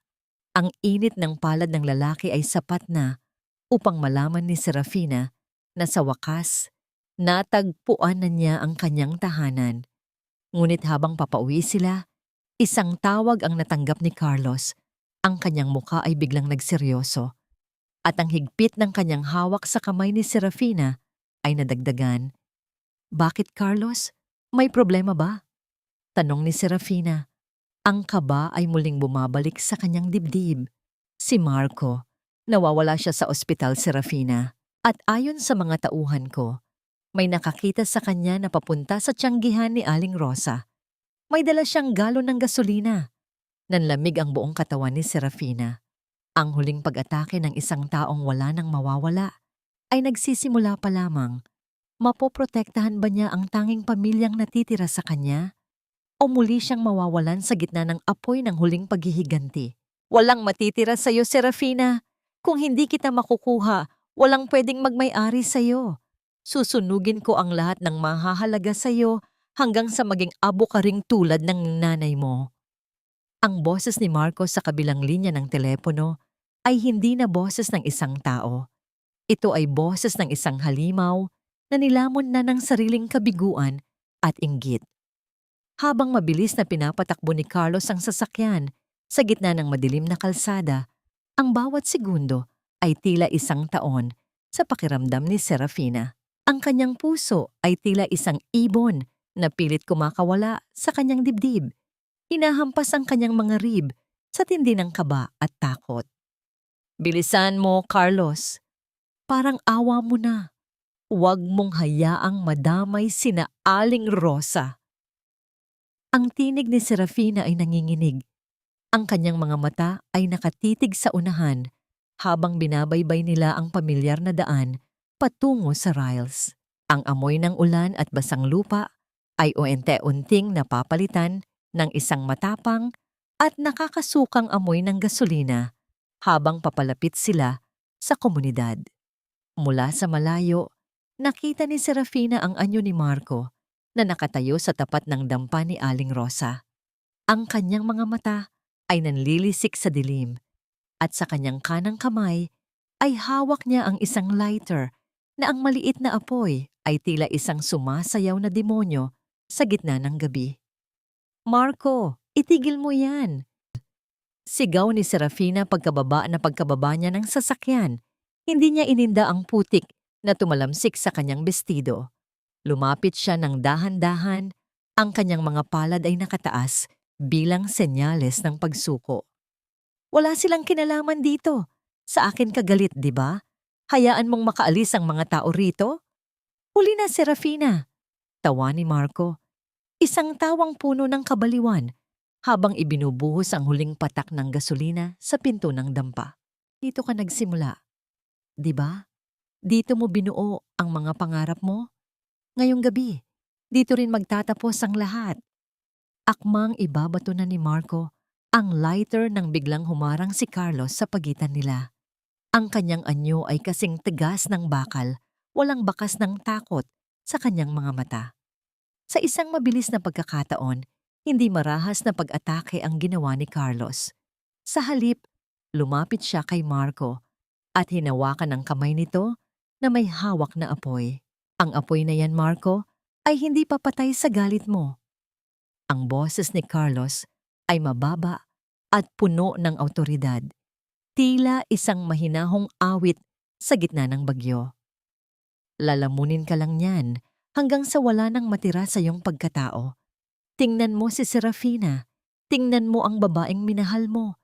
Ganyan ba ang pag-ibig na itinuro sa iyo?" Napatigil si Marco. Tumingin siya kay Serafina na ngayon ay umiiyak na sa harap niya. Nakita niya ang gintong sugat sa bestido ni Serafina, ang tahi na nagpapatunay na ang bawat sakit na ibinigay niya ay naging isang sining na hindi niya kailanman maaabot. Sa isang sandali ng katinuan, bumagsak ang lighter sa basang lupa. Ang maliit na apoy ay agad na namatay sa putikan. Napaluhod si Marco sa harap ng dampa. Ang kanyang mga balikat ay nanginginig sa matinding paghagulgol. Ang lahat ng kanyang pagmamataas ay tuluyan ng gumuho. Dumating ang mga tauhan ni Carlos kasama ang mga pulis upang dalhin si Marco sa isang lugar kung saan maaari siyang mabigyan ng tulong medikal para sa kanyang isipan. Nang muling maging tahimik ang paligid, lumapit si Serafina kay Marco bago ito tuluyang isakay sa sasakyan ng mga awtoridad. Hindi siya nagmura, hindi siya nanakit. Sa halip, kinuha niya ang isang piraso ng gintong sinulid mula sa kanyang bulsa at inilagay ito sa palad ni Marco. "Ang bawat punit ay pwedeng tahiin, Marco." Bulong ni Serafina, ang kanyang tinig ay puno ng kapayapaan. "Pero ikaw lang ang makakapagdesisyon kung anong kulay ng sinulid ang gagamitin mo. Pinatawad na kita, hindi dahil karapat-dapat ka, kundi dahil karapat-dapat ako sa kapayapaan." Tumalikod na si Serafina. Ang bawat hakbang niya palayo sa kanyang nakaraan ay tila isang tagumpay ng kanyang kaluluwa. Sa ilalim ng naglalakihang puno, sa gilid ng riles, naghihintay si Carlos. Nang magtagpo ang kanilang mga landas, walang pasabi na hinila ni Carlos si Serafina para sa isang mahigpit na yakap. Naramdaman ni Serafina ang init ng katawan ni Carlos, ang tibok ng puso nito na tila nagsasabing, "Nandito na ako, hindi na kita iiwan." Dahan-dahang inangat ni Carlos ang mukha ni Serafina at tinitigan ang mga mata nito.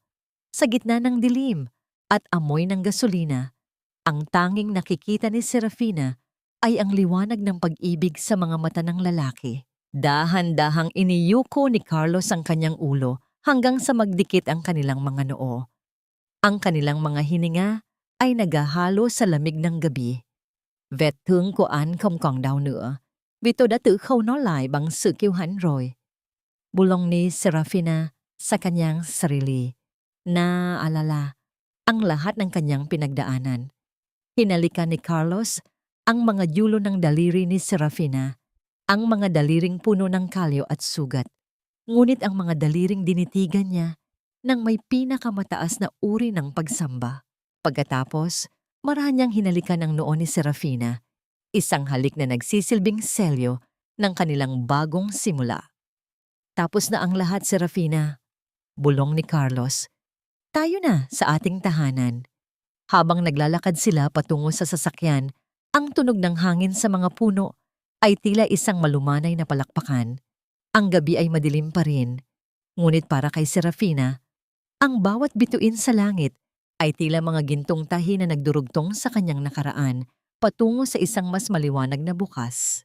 Ang tunay na sining ay hindi matatagpuan sa kinang ng mga dambuhalang chandelier, kundi sa bawat patak ng pawis at bawat hibla ng pag-asang hinabi mo sa gitna ng iyong pinakamadilim na gabi. Ang umaga ay hindi lamang basta pagsikat ng araw. Ito ay ang muling pagkabuhay ng isang pusong tumangging sumuko. Ang sikat ng araw sa madaling araw na yon ay tila isang banayad na haplos sa bagong pinturang karatula ng gusali sa gitna ng lungsod, pamana ni Ina Fashion House. Ang mga letra ay yari sa tanso na kumikinang sa ilalim ng langit. Sa loob, ang amoy ng bagong tabas na tela at ang halimuyak ng sariwang kape ay nagbibigay ng isang uri ng kapayapaan na dati ay pangarap lamang ni Serafina. Nakatayo si Serafina sa gitna ng malawak na showroom. Hindi na siya ang babaeng basang-basa sa ulan. Yakap ang hutrokot ng kanyang ina habang itinatapon ng mga gwardiya. Suot niya ang isang simpleng bestidong lino na may borda ng gintong sinulid sa kanyang kanang balikat. Isang paalala ng kanyang pinagmulan. Ang kanyang buhok ay maayos na nakapusod at ang kanyang mga mata ay wala na ang pait ng nakaraan, napalitan ng isang ningning ng tagumpay na nakuha sa malinis na paraan. Sa gitna ng silid, sa isang espesyal na pedestal na yari sa salamin, nakalagay ang kanyang lumang makinilyang Singer. Malinis na ito, wala ng kalawang, at ang mga lamat sa kahoy ay pinunuan ng gintong resin, isang teknik na tinatawag na kintsugi, kung saan ang mga basag ay ginagawang mas maganda. Ang makinang yon ang naging saksi sa kanyang pagbagsak at sa kanyang muling paglipad. Madam Serafina, narito na po ang mga bagong mag-aaral mula sa komunidad ng Riles. Ang boses ng kanyang sekretarya ay puno ng paggalang. Tumingin si Serafina sa pintuan at nakita ang isang grupo ng mga kababaihan, mga nanay na may magagaspang na kamay, mga dalagang may mga matang puno ng pangarap. Ngumiti siya sa kanila, isang ngiting nagmumula sa kailaliman ng kanyang kaluluwa. Hindi lang siya nagtayo ng negosyo, nagtayo siya ng isang santuwaryo para sa mga taong tulad niya ay minaliit din ng mundo. Welcome sa inyong bagong tahanan, sabi ni Serafina habang dahan-dahang hinahaplos ang ulo ng makinilya. Dito, ituturo ko sa inyo na ang bawat punit sa inyong buhay ay hindi katapusan, kundi pagkakataon upang makalikha ng isang mas magandang obra. Habang nagsisimula ang klase, naramdaman ni Serafina ang isang pares ng mga braso na dahan-dahang yumakap sa kanyang baywang mula sa likuran. Ang pamilyar na amoy ng sandalwood at ang init ng katawan ni Carlos ay agad na nagpagaan sa kanyang pakiramdam. Hindi na kailangan pang lumingon ni Serafina upang malaman na ang lalaking nagbigay sa kanya ng gintong sinulid ay naroon na naman upang maging kanyang sandigan. I wanted to measure my world, bulong ni Carlos habang dahan-dahang inilalapat ang kanyang noo sa likod ng leeg ni Serafina. Kinuha niya ang kamay ni Serafina at hinalikan ang bawat daliri nito ng may pinakamataas na uri ng pagsamba. At sa bawat sukat na makuha ko, ikaw at ikaw lang ang sentro ng lahat, Serafina. Humarap si Serafina kay Carlos at ipinatong ang kanyang mga kamay sa dibdib ng lalaki. Nararamdaman ang matatag at tapat na tibok ng puso nito. Ang distansya sa pagitan ng kanilang mga labi ay unti-unting naglaho. Tila isang tahi na dahan-dahang hinihigpitan hanggang sa maging isa. Isang halik na hindi nagmamadali. Isang halik na puno ng pasasalamat at pangako ng isang kinabukasang wala ng luha. Dahan-dahang binitiwan ni Carlos ang yakap, ngunit nanatiling nakahawak sa kamay ni Serafina. Tumingin sila sa labas ng malaking bintana, kung saan ang lungsod ay nagsisimula ng gumising. Nakita ni Serafina sa malayo ang anyo ng isang bahaghari na nabuo pagkatapos ng isang mabilis na pag-ulan. Ang buhay niya ay tila ang telang suot niya ngayon. May mga bahaging pinunit, may mga bahaging nabahira ng dumi, at may mga bahaging tila hindi na matatahi pa. Ngunit dahil sa kanyang katatagan, sa pagmamahal ni Carlos at sa gabay ng kanyang ina, ang bawat punit na yon ay naging bahagi ng isang gintong obra. Ngayon, ang bawat hakbang niya ay hindi na pasabog ng galit, kundi marahang ritmo ng kapayapaan. Tapos na ang digmaan. Ang gintong sinulid ay tuluyan ng naikabit at ang obra maestra ng kanyang buhay ay handa na para sa buong mundo. Ang buhay ay hindi nasusukat sa haba ng telang iyong nagamit, kundi sa tibay ng mga tahi na nagdugtong sa iyong puso noong ito ay nagkapira-piraso. Sa huli, ang pinakamagandang disenyo ay hindi ang suot ng iyong katawan, kundi ang kapayapaang bumabalot sa iyong kaluluwa. Lumipas ang 5 taon mula nang ang gintong sinulid ay magsilbing tulay ni Serafina patungo sa kanyang bagong buhay. Sa loob ng isang malawak na hardin na puno ng mga namumukadkad na puting rosas, ang hapon ay nababalot ng isang ginintuang liwanag. Ang tunog ng mga dahon na nagkikiskisan dahil sa mahinang ihip ng hangin ay tila isang marahang bulong ng pasasalamat. Nakatayo si Serafina sa harap ng isang puting gazebo, pinagmamasdan ang kanyang anak na babae na naglalaro sa damuhan. Ang bata ay suot ang isang simpleng bestidong may burda ng maliliit na bulaklak, isang disenyo na kinuha ni Serafina mula sa pinakahuling pahina ng kwaderno ng kanyang ina. Sa bawat tawa ng bata, tila naririnig ni Serafina ang paghilom ng lahat ng sugat ng kanyang nakaraan. Napangiti siya nang maramdaman ang pamilyar na init ng palad ni Carlos na dahan-dahang pumatong sa kanyang balikat. Hindi na kailangan ng maraming salita. Sa loob ng 5 taon ng kanilang pagsasama, ang bawat tingin at bawat hawak ay sapat na upang ipaalala sa kanya na ang tunay na pag-ibig ay hindi kailanman nagmamay-ari, kundi nagpapalaya. Iniisip mo pa rin ba sila? Tanong ni Carlos nang may malambing na pag-aalala. Hindi na bilang isang kaaway, Carlos. Sagot ni Serafina habang isinasandal ang kanyang ulo sa balikat ng asawa. Iniisip ko sila bilang bahagi ng telang kailangang dumaan sa apoy upang maging dalisay. Napatawad ko na sila, hindi dahil naging mabuti sila, kundi dahil naging mabuti ang langit sa akin upang bigyan ako ng pagkakataong makalimot.